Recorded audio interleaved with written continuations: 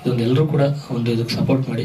ಆಮೇಲೆ ಇದು ಆಡಿಯೋ ವಿಡಿಯೋಗಳು ಏನು ಮತ್ತೆ ಅವ್ರು ಕೊಟ್ಟಿದ್ದಂಥ ರಿಲೀಸ್ ಮಾಡ್ಬಾರ್ದು ಅಂತ ಸ್ಟೇ ತಂದಿದ್ದೀನಿ, ನೋಟಿಸ್ ಹೋಗಿರ್ಬೋದು ಅಂತ ಅಂದ್ಕೊಂಡಿದ್ದೀನಿ.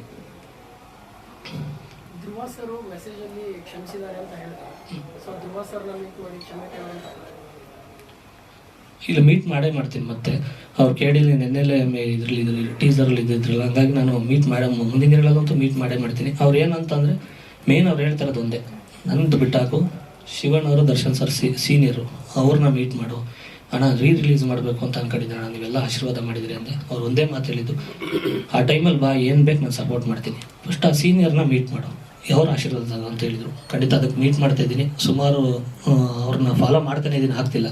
ಹಾಗಾಗಿ ಮಾಧ್ಯಮ ಮಿತ್ರರಲ್ಲಿ ಕೇಳ್ಕೊಳ್ಳೋದು, ನೀವೇ ಒಂದು ಅವ್ರ ಹತ್ರ ಒಂದು ಏನೋ ಮಾತಾಡಿದರೆ ಆಗ್ಬೋದು ಅಂತ ನಾನು ಒಂದು ನಿಮ್ಮನ್ನು ನಂಬಿ ಬಂದಿದ್ದೀನಿ ಅಷ್ಟೇ. ಈ ಒಂದು ಪುಟ್ಟ ಕಲಾವಿದನ್ನು ದಯವಿಟ್ಟು ನೀವೇ ಇಲ್ಲಿಂದ ಒಂದು ಹೊಸದಾಗಿ ಒಂದು ಮಾಡಿಕೊಡ್ಬೇಕು ಕೇಳ್ಕೊತೀನಿ.